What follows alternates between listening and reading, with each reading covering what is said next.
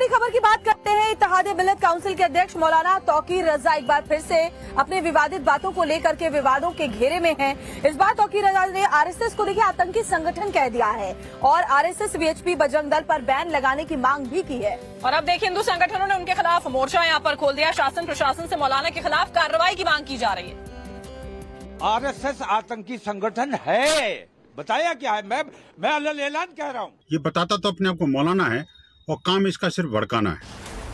उत्तर प्रदेश के बरेली के भड़काऊ मौलाना तौकीर रजा ने एक बार फिर से विवादित बयान दिया तो हिंदूवादी संगठनों ने भड़काऊ मौलाना के खिलाफ मोर्चा खोल दिया।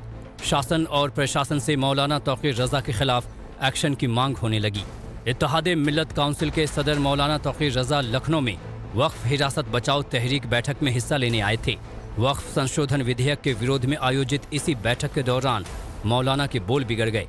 उन्होंने आरएसएस को आतंकी संगठन बता दिया और सरकार को एक तरह से चिताते हुए कहा कि अगर देश में अमन बहाल रखना है तो राष्ट्रीय स्वयं सेवक संघ, विश्व हिंदू परिषद और बजरंग दल पर पाबंदी लगानी चाहिए।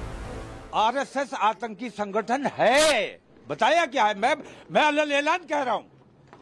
आरएसएस पर पाबंदी लगाई जानी चाहिए, विश्व हिंदू परिषद पे पाबंदी लगाई जानी चाहिए, बजरंग दल पर पाबंदी लगाई जानी चाहिए।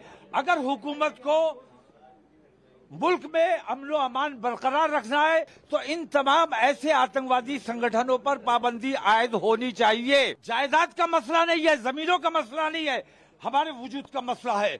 हम हिंदुस्तान के लिए जीते हैं, हिंदुस्तान के लिए मरते हैं, हिंदुस्तान के लिए जान दे सकते हैं, लेकिन अपनी इज्जत देने के लिए, अपना वकार देने के लिए तैयार नहीं। तौकीर रजा यहीं नहीं रुके।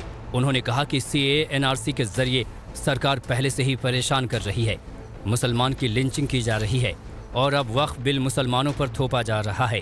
उन्होंने कहा कि वक्फ की लड़ाई हम पूरी ताकत के साथ लड़ेंगे। मौलाना ने कहा ये लड़ाई वक्फ को बचाने की नहीं, हमारे अस्तित्व का सवाल है। हमें अपनी मस्जिदों और दरगाहों की सुरक्षा करनी है। इसके खिलाफ जरूरत पड़ने पर दिल्ली में भी आंदोलन होगा। जल्द ही आंदोलन की तारीख और समय की घोषणा कर दी जाएगी। उन्होंने कोर्ट पर सवाल खड़े करते हुए कहा कि यहाँ की अदालतें सरकार के दबाव में काम करती हैं। विवादित बयानों के लिए बदनाम बरेली के मौलाना तौकीर रजा के बिगड़े बोल सामने आए तो हिंदूवादी संगठनों ने भड़काऊ मौलाना के खिलाफ कानूनी कार्रवाई की मांग शुरू कर दी। बीजेपी नेता यासिर जिलानी ने मुस्लिम समुदाय से तौकीर रजा जैसे नफरती मौलाना के बहिष्कार की अपील कर दी। मुझे लगता है कि ये सिर्फ विवाद खड़ा करना चाहते हैं।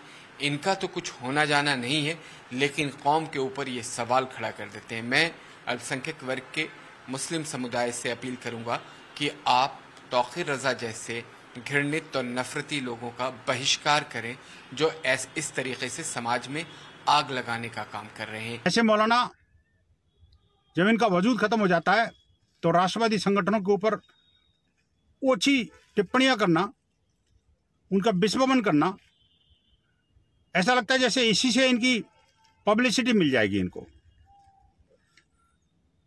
अब ये नहीं चलेगा, अब कुछ निर्णयात्मक कार्रवाई करनी पड़ेगी। ऐसे जहरीले सांपों को अविलंब बिल के अंदर नहीं बल्कि ऐसे के फन को चलने की आवश्यकता है।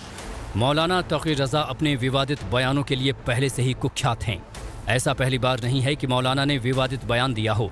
कई मौकों पर वो सियासी और धार्मिक मुद्दों को लेकर विवादित टिप्पणियां कर चुके हैं।